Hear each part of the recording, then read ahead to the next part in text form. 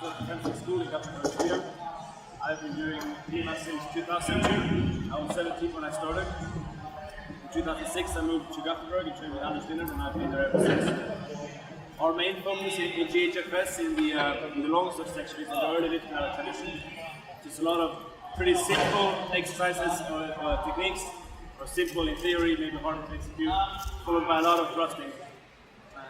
I think a lot of you are familiar with that way of fencing. It's the most common one by far, especially the German system in general, but especially the earlier parts. It's a bit iconic in my movement. But I have a big side interest in the later German period as well, about the late 1500s, mid 1500s and forwards, because by that time Gutenberg had built his printing press. So instead of writing small pieces of text, you could print longer books, which held a lot of information. So, it just gives us much more information to work with today. The earlier system that tells you maybe what to do, but one of the later 16th century fencing masters, Joachim Meyer for example, he also tell you how to train, which is really interesting for us. He gives us some drills, he gives us different options, if you just this then do that, and so on. We just have much more material to work with. The last reason I like it is because it's a bit more flamboyant. I'm a romantic. I like the long sequences and the bang, bang, bang, bang, bang, back and forth. I kind of like the pants. It's a nice side addition for me. I can teach them very separately, but when I fence myself, I tend to mix them up. During Joachim Meyer's time, but even earlier, of course, just as today, they were sport geeks and they loved to compete. But just as today, there was a discrepancy between fighting for your life and fighting for fun. The question, just like then, or just like now, they had problem with equipment and coming up with good rules, making sure that people were behaving, and all of these things. It's very much like today, of course. Same thing also very different. Joachim Meyer, you can argue, teaches a sportive approach to longsword. I say yes and no to that because. And I'm going to talk a little bit now on that. Joachim Meyer lived in the mid-1500s. And by that time you have a lot of independent city-states in the Holy Roman Empire, what is today Germany and other parts of Europe. The rulers of these city-states, some of them were very, very rich. There was one family, the Fuggers, they owned all of Venezuela because the German Empire was indebted to them. They took that as their debt. So yes, powerful, very wealthy families. But not always nobility. A lot of times they were middle class, bourgeois, craftsmen on the up. And they had their guilds, which was basically a cartel of their specific trade, and they ran these towns. So what you didn't always have was the nobility in short. If you know, Johannes Lippner talks about the knightly art of combat, which they taught to the young noblemen. And sometimes also to the women. We know Christine Karlsson teaches I-30 with Valpurgis, the female saint fighting. Not uncommon at all. So that was during feudal times. You had this elite segment of society, the knightly orders, the nobility. They learned how to fight, and the art was secret for them because their position in society was based on their ability to do violence. And not only to oppress people, but they were sworn to defend these people. That's why they paid them the tax. But then, just as today, the middle class like to adopt the lifestyle of the upper class. Yes, so Joachim Meyer likes to talk about the knightly art of longsword, but he was selling it to people like me, like craftsmen and so on, not knights. So it was in many ways a middle class pursuit. However, it was still used for combat just as much as for sport. And a couple of interesting things on that. A major argument for talking about Joachim Meyer as a sports fencer is that he rarely cares to use thrust with his longsword. Why? Well, of course, in a sporting situation in 1500s without fencing masks, you can't just thrust each other because you will get it in the eye and you will die. So they remove the thrust, and we have rule sets from that time period where they say no thrusting. Okay, then it makes a lot of sense that if Joachim Meyer says no thrust and the rule set says no thrust, ergo Joachim Meyer is teaching fencing according to the rules. But in law making at that time, in these independent city-states, there were no police. Every citizen had to take part in civic duties. There are accounts of men being arrested on weapons violations on the streets. Their crime, not wearing a sword. Everyone had to partake in city defense, everyone had to partake in city police. That means there was an honor-based martial culture in many, many ways. And then for women too. If you were attacked, you were supposed to defend yourself. That's how we made it. Not just go for the police, they were not. But when you attack someone, and you have this sort of, a lot of maybe everyday incursions, everyday violence, you also tend to regulate it a lot. No one likes mindless violence. It's too terrifying. You can't just walk down the street, maybe a little bit drunk, and all of a sudden you're in a fight for life and death. People want to take that level down. That's why even today in pubs you see people go up like this, come on then, right? They don't want to stop and step 200 yards. Some crazy people do, but many they don't. They want to put rules around it, even if they are angry. So if I cut someone with a sword, you can lacerate it. It can be lethal, but it's not as deadly as a thrust. So if you're legal into a fight, and I have a good legal argument for defending myself with a weapon, and these are usually tightly regulated. If he looks at me one way, I can pull my sword out this much. He calls me something, I can pull it that much. He calls me something else, and my wife something, I can pull it all the way out. And so on, and up it goes. If I cut him, I paid a fine. If I thrust him, I paid a higher fine. So all of a sudden, it's not just about sport, right? Now it's very important for legal reasons to be able to fence without thrusting. I want to be able to come in and cut it so that he sobers up and go, okay, maybe this is not a good idea. If I thrust him straight through, then his family is going to press charges. It's very interesting the context in which these later court-inspected arts were in the context that they were practiced. Fascinating subject. I mean, there's a lot of interesting stuff that plays directly into what Joachim Meyer and the people of his time, these fencing masters, what they were talking about. And anyway, back to the competitive side. They often fought with no thrusting when they were doing longsword, when they were doing rapier or thrusting, but to the body, not to the head. So that's one way of dealing with it. But you can still recognize the fencing master for usually wearing one eye and no teeth. And there are many accounts of someone they were sparring with a staff in a competition, he thrust him with the eye and they say, "I exploded in the fluid bed." Not safe by any means. But the competitive rules that we have been found by Matt Gallas, an American who lives in Belgium. He's done a lot of research on that, and he found these rule sets in France and Belgium. So today we call them Franco-Belgian rule sets. Basically means the old rule sets we use back in the past. These go back quite some time. They're usually only fenced above the waist and above the elbow. It's a classical thing. And there are many reasons for this. One, it's more interesting to see fencing close up because no one likes hand snipes. They didn't like hand snipes either. Another reason is that if you are a craftsman, you work with your hands, you just can't go about breaking your fingers. Just as for us, you can't do it. We're typing or doing something. So then they remove the hands. But I also think that they probably did that because hand snipes are pretty easy to deal with. It's a light pad, and you can just go in and bind hard and then go in. I think they taught that to teach the students to cut deep.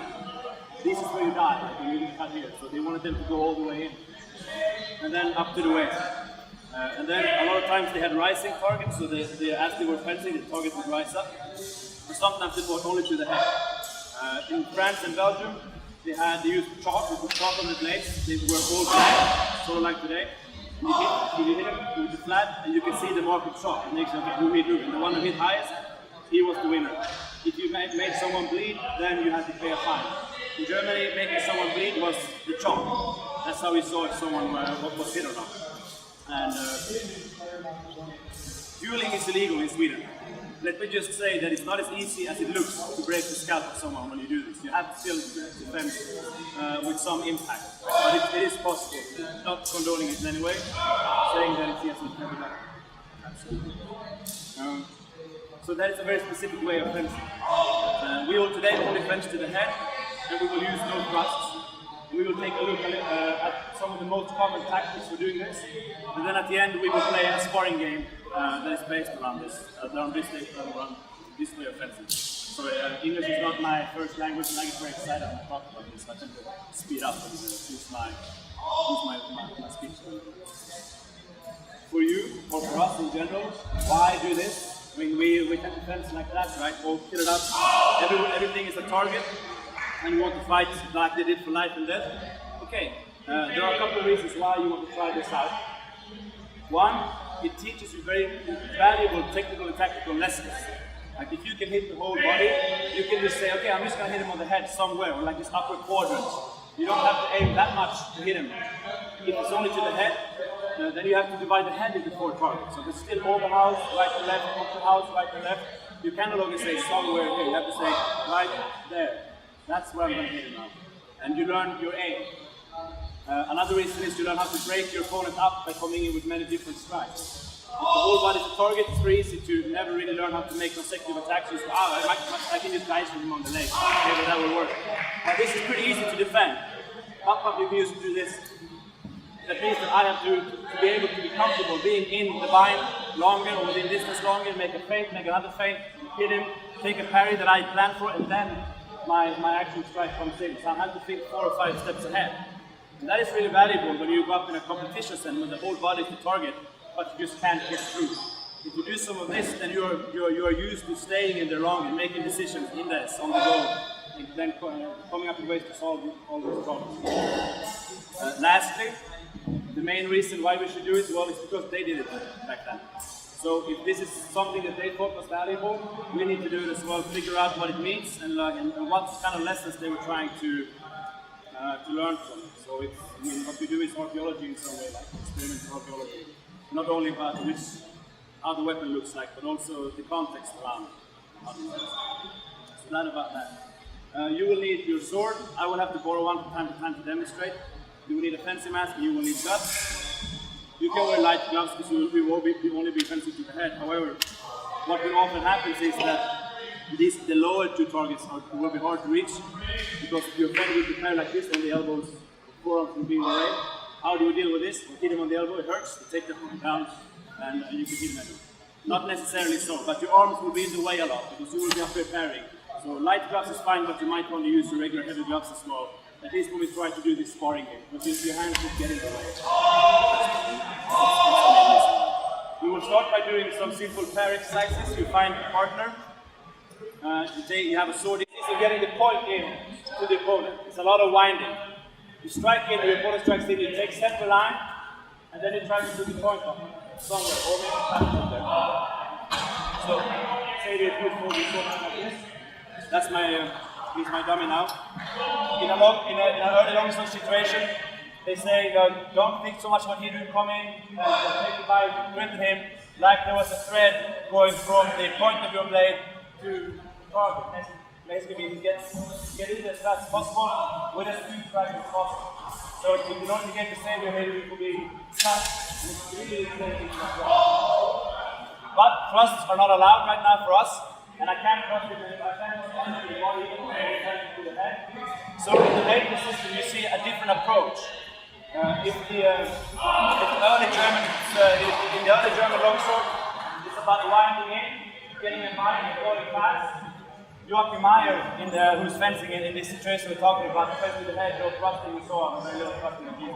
He feints thrust, broke the guy, he doesn't know his land. Anyway, he says that the highest manifestation of the art is to be able to lead the bind when it's not working. If I try to cut it on the carriage, you draw immediately. You need to be able to feint. Basically, he does not really want you to wind. So it's sort of the opposite. In this situation, what I would do then, I would come in, you would let it go, and strike somewhere else. So feint is number 1. The second one, usually I work with a flush, but now I'm not allowed. How do I deal with it? You use the short edge. Use the short edge to cut with. The short edge cut from above has more or less the same mechanics as a thrust. If I would cut in a thrust, the same way will be cutting and thrusting. Now I can't thrust. I cut it. The motion is very, very similar, but you use the back edge instead, and you nip at his ear like that. And he will bleed, you win, you go there, you do a good job, and you go on and do the next fight. So you have that. Another reason why you want to use the short edge, so this is the third thing, is because you have to get around it. The target is so small, it's easy to sit here and carry like this. You do this up and just come and play before. Now, if I would just cut like this, this can carry, this can carry, this can carry, this can carry. It's not that difficult. If I feint it, it will be easier. But I will use my short edge to make my straight blade curve. With my short edge, I can come in behind this barrier, up, and hit it. On the other side, long edge goes straight, short edge, take my blade first by coming in. I can do it with the long edge as well by reversing my grip. Normal grip doesn't work. Reverse grip works. Now I can get around. So we have three main things we will try to work with today. Feints, short edge instead of thrust, and short edge is hooks. And that's basically it. The first lesson we will learn, it's going to be a lot of short edge talk today, is how to cut at our friend, and then without touching him, let our sword run off, and then strike to another side. Preferably with the short edge, but it doesn't really matter. I will try to do this. Perhaps before it connects, let it run off and hit on the other side. Again, I'll show you and then I'll demonstrate. On the other side, and around.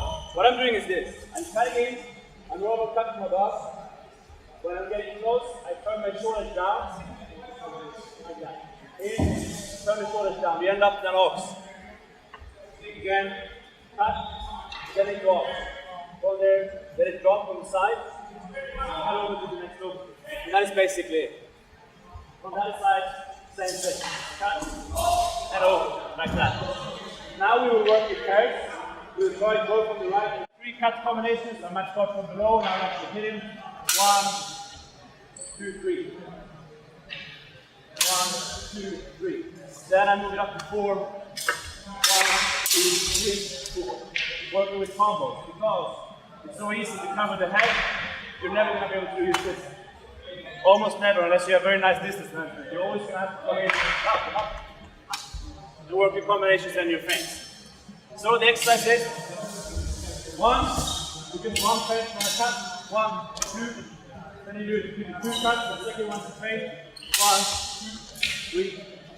Then you do 3. And below 1, 2. Ready with the third. So like that. 1, feint over. And then 4. 1, 2, 3, 4. Move up like that. 1 feint, 2 feint, 3 feint, 4 feint, and then 1 feint again.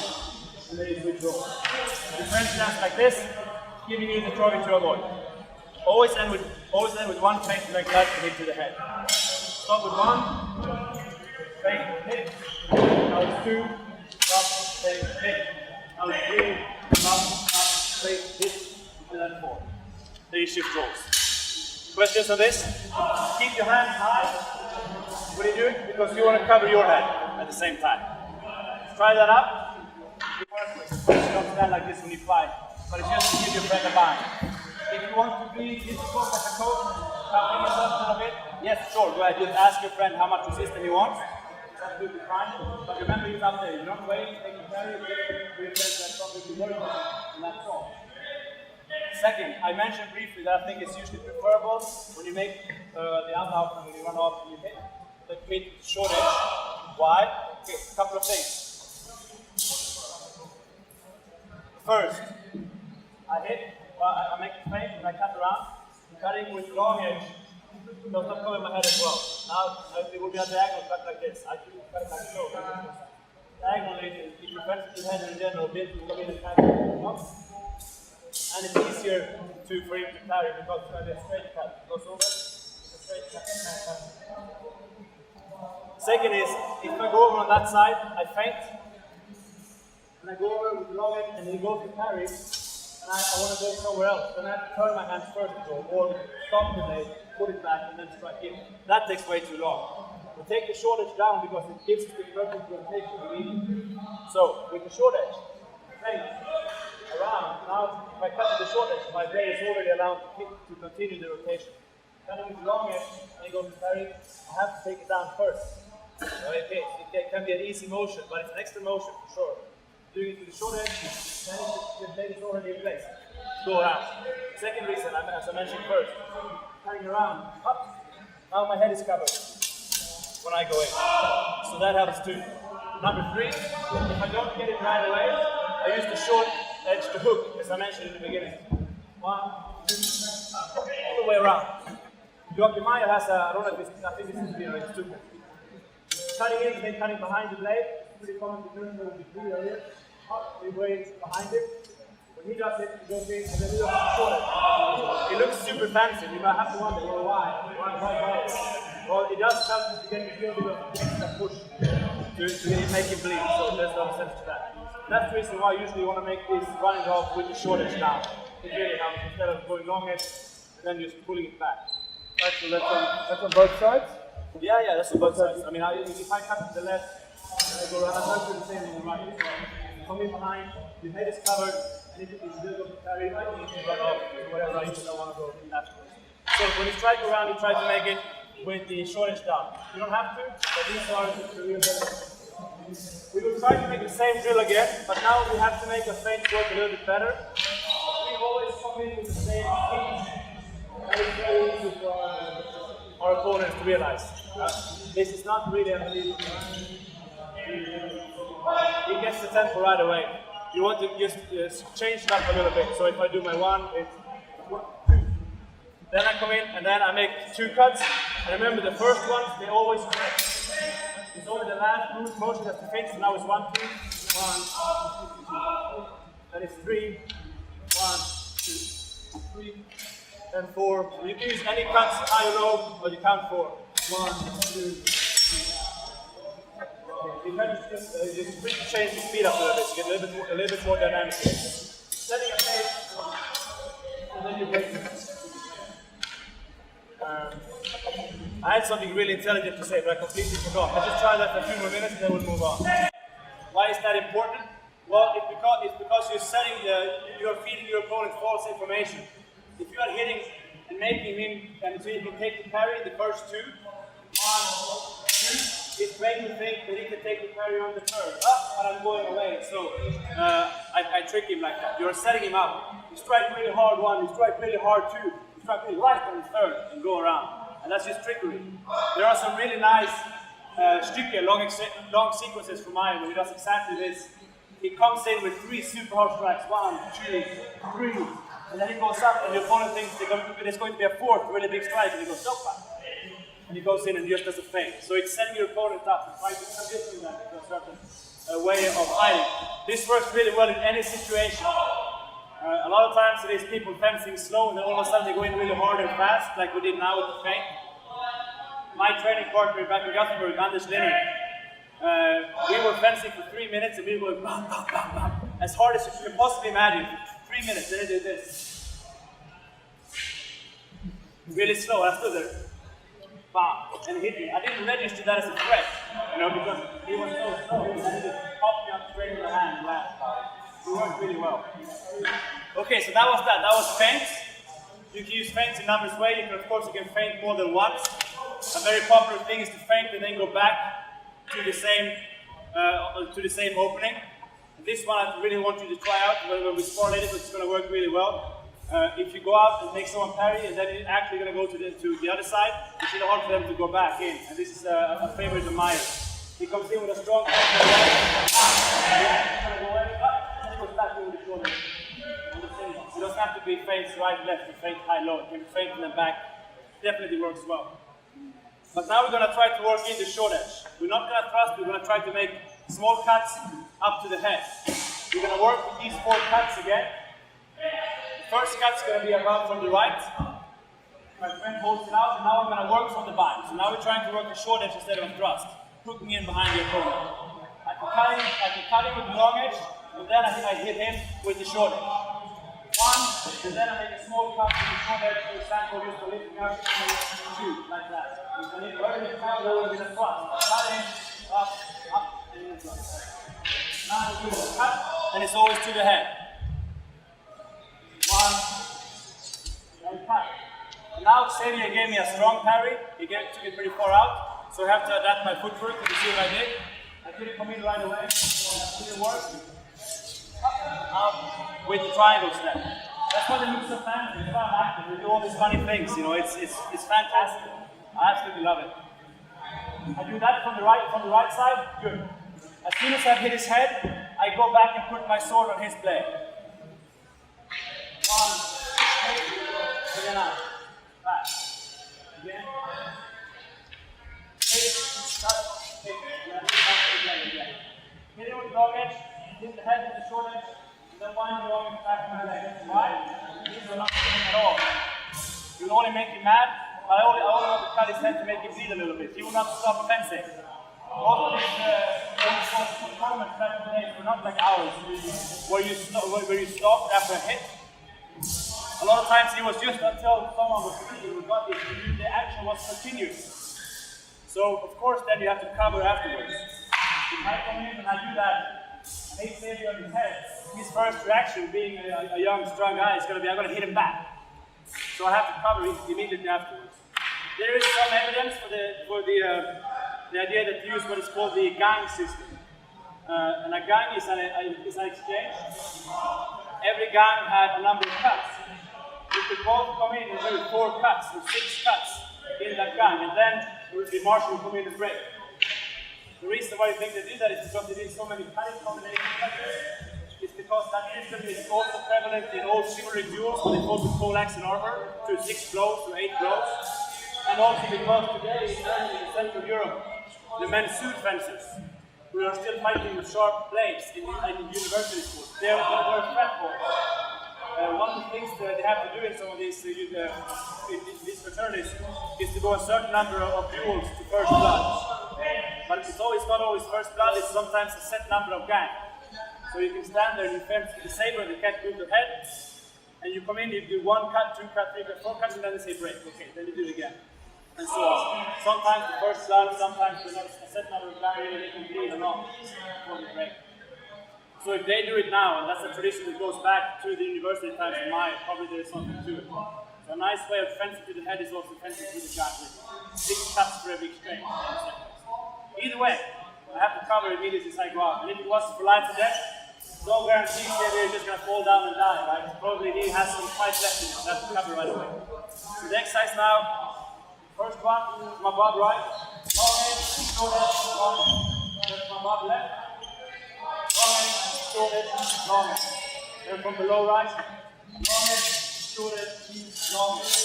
Then from below left, long edge, short edge, long edge, and out. There are different ways you can do it, but the most easy way is just to turn it into an ox. And instead of thrusting, tap it on the head like that, and you're done. Then, as soon as you're comfortable with this, you want to make it maybe a little bit faster. Now, you're just getting a better feel for it. But first, it's going so nice to use it. Above right, above left, below right, below left, and then it's control. Your friend stands like this.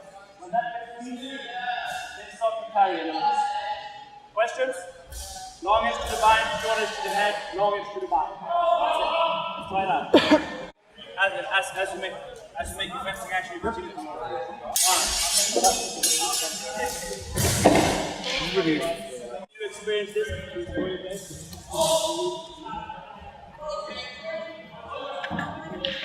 coming down. Joachim Meyer has many of these long stickers, right? He has long sequences of 8-9 motions, and then he says you don't have to do all these long sequences in a fight, but they're a great training tool. He's absolutely right. Like, because they're training to stay long in the fight, they come up with solutions and abort and make new choices and so on. If you're lazy, you can try to you just try to get the essence out of it. And that's what we've been trying to do today, just looking at what are the different possible options here. So let's say you hold the sword out, and I want to bind on the right side. Everyone did this greatly. You cut it up, then you move your sword up on the left side. You wind up on the left side, below the short edge, and then out. Then you step it over on the left, you did the same thing. You cut on the left, you wind up on the left side. And this was complicated, because now all of a sudden it's on your outside. And this is where we start to think, something is wrong, this is much more difficult. Well, it's because you did not stick to the side that you wound up on. If you want to be safe, from the right, wind to your left. On the left, wind to your right. Shift it instead. This is what the debate is always in between your opponents. But if you want to be fancy or necessary, or because of necessity, you can do both sides. From the right, wind to the left, or wind to the right. On the outside. From the left, same thing. Left or right. Doesn't really matter. So you have those options. Now all of a sudden it's just like math, right? Upper, out, inside. Upper left, up, outside, inside. Oh, it's so easy now. Like we have every single possible option just clear in front of us without having to read all through Maya. Then we have to read it anyway. We miss a lot of things otherwise. So we've done feints, We've done cuts with the short edge instead of thrust. Now we're going to work with a forceful bind. It is really easier in the earlier system when you use thrust to come in and make the subtle winding straight in. But now, Xavier only has to protect his head and I can't thrust. It's going to be pretty easy to set aside. How many of you have done some I-33? So sort of backward. Yeah. Good. How many of you? Yeah. So Christine Costco, my girl, she teaches the overlap. Hold your sword out like this. What you do I-33 is you want to get a good bind. Come in, bind over, shield lock, and up. You can do the exact same thing from Yokkimai. It's called Verkehr or Ausreißer. You come in with your cut, and stay there. It's so good. You make your sword. I can't just come in and hit him. I need to force him and remove the sword. I don't have to respect him. He's my opponent. I just away. Be gone with it. In. Big opening like that. It's like a wine with support wheels. Like it takes longer, but it's safer to get done. If a wine is just one motion, in. The parent is 2. 1, 2, in. But it gives you all of this space. And the head is going to work a bit. Now I do this when I compete as well because I need the support wheels. But it gives you a big target and I'm biting from above. It's hard for him to get away from here. Thanks to gravity, I'm going to be stronger always, even if he was much bigger than me. If I'm pushing down, he's pushing up. I can hit it. So we are now not just being subtle and nice, we are forcing our way in. From the right, up, do a group part from the bind, the face is where it is. Down, and you do it forcefully, not just a small thing, but all the way down. And then you snap your shoulders up. And then back down before he has any chance to do anything. Maya says, do it and then form his arms, which is the even nicer, but also painful to go back. Place your blade right there. Good, now on the left side, and I use the high on top because Maya never showed this one. Hold it that one. Left side, in, out. Right from below. In, out. On the left. In, out. And then, of course, if this was a real fight, what he would do is he would drag back going up and protect his head. Okay, we'll have to go somewhere else and continue with the fight. But it's a good setup. Verkehr and Ausreißer, sort of the same thing, slightly different form, but it's the overbind from I-33. It's a Kumpau from the bind, for those of you who do the early German. That's all there is. Shortest, the longest, the bind, but the best thing usually is to snap up on the shortest. Again, the sword is already on the rotation for the next strike. You can just continue on. So similar exercise, but instead of flicking short edge, the man can make a strong command over his blade. Above right, cut, forward bind, kick, back. Above left, cut, one over, kick, back. You see how I'm working to the side? It's hard to come in from the front, so I'm working the side a lot.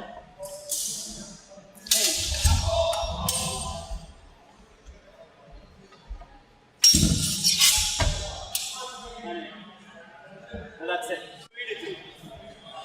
And to be able to fence without stopping, this is what Döbling says in the absolute first long sword book with the closest vector system that we have that is preserved. It was probably a copy, so maybe there are even older ones. It's in Nürnberg, in Franconia, in southern Germany. And the magic in it is so powerful. There are magic. I've seen it. I've held it.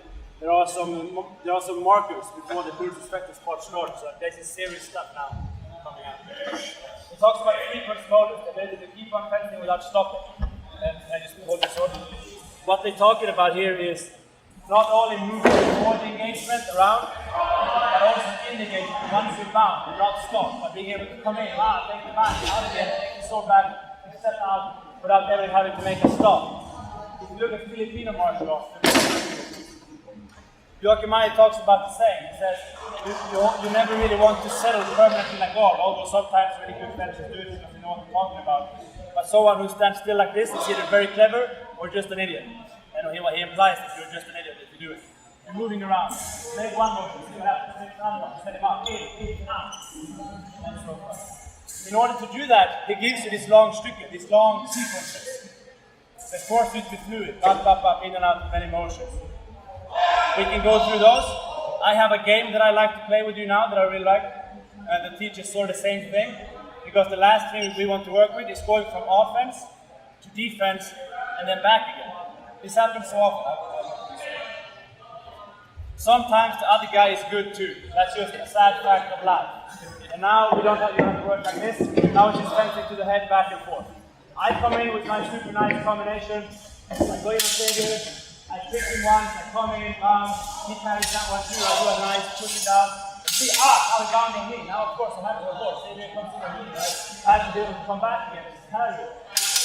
Maybe take another one. Try to set my carry up in such a way that I can come back and hit him. It flows back and forth, like that. The inability to know when you're in knock or you're on the defensive is what's causing double hits. Both people think they have the offensive timing. One of them doesn't. Okay, it can also be that they don't align the blade properly and so on, but usually people go that. Sometimes you have to just accept the fact that the other guy is good, parry. And for me, honestly, I think that is nice. I think there's nothing more beautiful than someone coming at you with nope. You're in perfect control. So I like it because for that reason. But we need to just go back and forth like that. I haven't talked about how to work defensively when you're fencing to the head like this. But when you're covering the head, you will be working like this a lot of times, working from prone, from the crown. And the kunai, of course, is the most common way of dealing with that. So if say you cut something, I carry high, and then that side, and then up, and then sort of down on that side. So basically it is collecting the attack on the strong, on your shield, and then dipping the shoulders down. Couldn't be easier.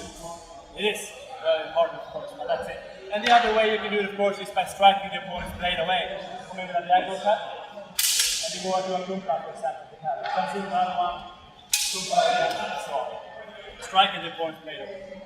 So, those things are easy. But now we will work on being able to go from offense to defense. We will try to use the techniques we have had, and we will try to not stop. It's called the 1 to 5 game. It looks like this. Xavier makes an attack on me. Whichever one he wants, one. I have one motion to carry. From this position, let's pretend I should be initiative now. I have one motion on Xavier, he has one motion back. Yeah, because you went immediately when I see what I was doing, right? You have to wait. One. Now it's me. One. Now Xavier has two. One. Two. Now I have two. One. Two. Xavier has three. One. Two. Three. I have two. One. Two. Yes. You think he has four? Now he has four. I have to defend myself 4 motions, and I attack him 4 motions. He does 5, I do 5. Thank you. And we take a break, then we try to do it again. 1, 1, 2, 2, 3, 3, 4, 4, 5, 5. That's it.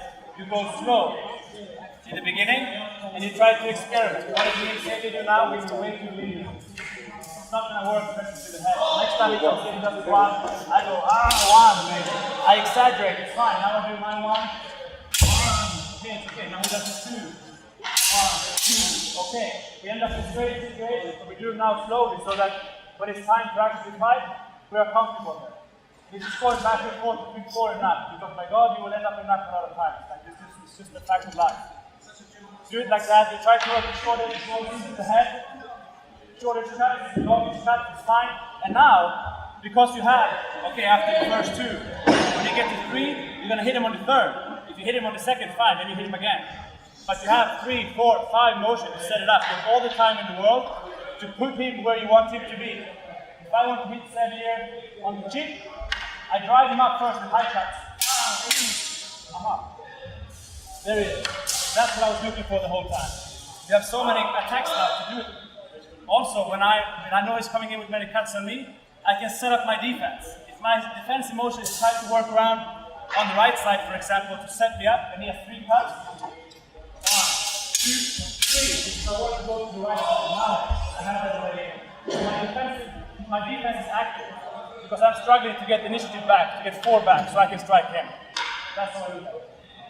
1, 1, 2, 3, 3, 4, 4, 5, 5. To the head. Going into short edge. 1 fake is 1 motion. Red to the blade is 1 motion, sort of. If you mess it up, don't worry about it. It's not super important, really. You want to be able to go back and forth like that. you want to exaggerate a little bit because now you know exactly what's going to happen. Now you can afford to exaggerate. Now you don't have to step to the sides. Questions on this? Be good training partners. Don't be super strong when you're holding against. Be fluid. So that your friend gets to train as well. Once you reach 5, take a short break, then start over again. Let's try it out. Really being worried because it's only to the head and you know exactly how many attacks the opponent's going to give you, so it's confined. It's like sparring, but it's very confined. That gives you a sense of security. If you just go all out scoring the whole body target, you have a lot to think about, and then technique tends to collapse, and we end up doing non-proper fencing. It's scary. Now you know exactly what it is that you have to do, you know exactly where the opponent can attack.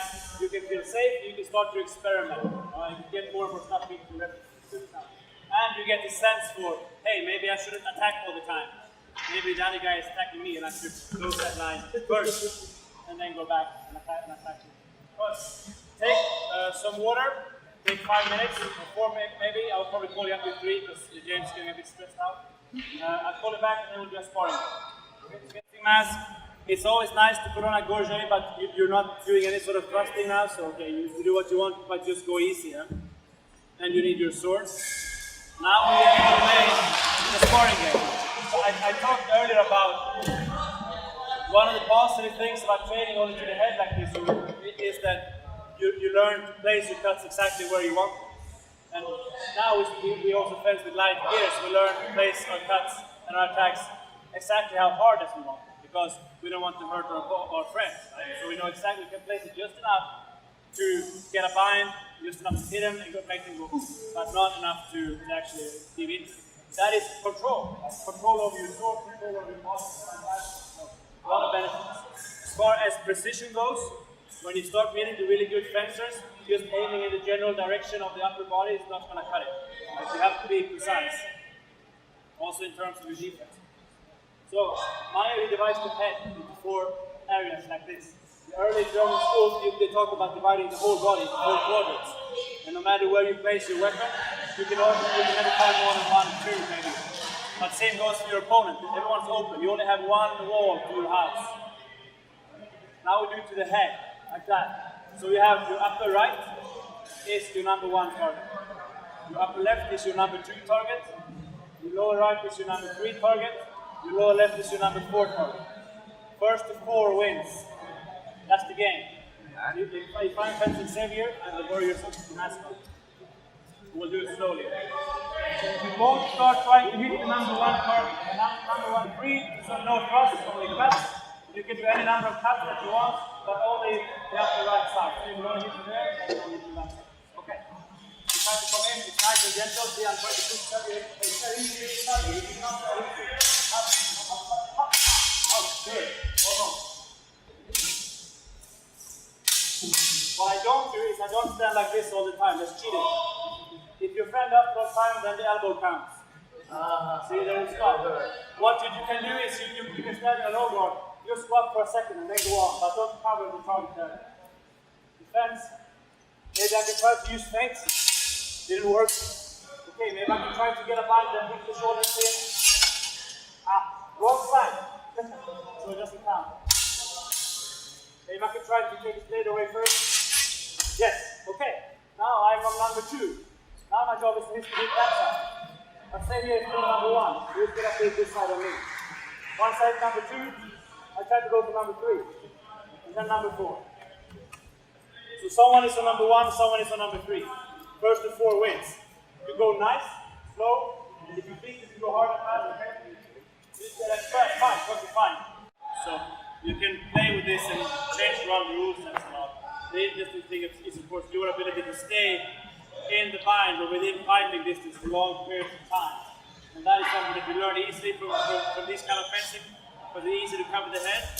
And then you can definitely just transfer that out of the ring with the whole body target, because you know what it is that you need to do. You just take this pair and you put it down there instead. You have the same sort of skills. There are a lot of really cool small stuff in fencing like this. It's very technical, I think it's very nice. Strength doesn't play that much of a deal in it, or at least less. The most common thing is that you don't allow grappling either, so there's even more of an equalizer. Traditionally, when you had effectually, I've seen 2 different ways. Festival is not a fencing school, it's a fencing event that we used to have back then. It was a tournament, but also a festival. You had people fencing by walking on ropes, and you had, like it was just supposed to be entertaining. Either you had a marshal in the middle, and two guys just stepped up, they fought, and whoever did not bleed at the end, he got some money. Back in those days, the fencing was in the Holy Roman Empire was licensed to two major fencing guilds, the Maxbud and the Phyll. So they were the guilds, just like the working guilds, who had license to give certified fencers. And you were a member of these guilds depending on what your trade was. So if you were a goldsmith, you went to one guild. If you were a furrier, you were in another guild. And you had those trades in every town. So when they fenced, there was one guild against the other. So every weekend was a derby, right? It was fantastic. I know Australians like sport, you can imagine. Your ancestors back in Europe, they loved it too. So you had some beers, and then you fought the Dusak and the long sword and staff or something, and you had a very good time. They did it all the time. They loved fighting like this. Martial culture, that's how it goes. The other way of doing it, and this is something I do in my club a lot, is that you have king of the hill. One guy starts as the king. He starts here, the other people line up. They step up and fight him one at a time. If someone beats him, the king goes down. You have 3 grenades and 3 lives. The king steps down, he goes to the end of the line. The new guy is the king. Whoever is the king the last is the winner. And what usually happens was that only the king had the afterthought. So it's really good to be the king. The king can basically take a hit, give a hit back. It's really hard to defeat the king. It's a lot of fun to play around with. Definitely something I think you should try out. Maybe nice on the beach because you're near a campus on just a match. Okay, that was that. Thank you very much. Have a nice lunch, and I'll see you.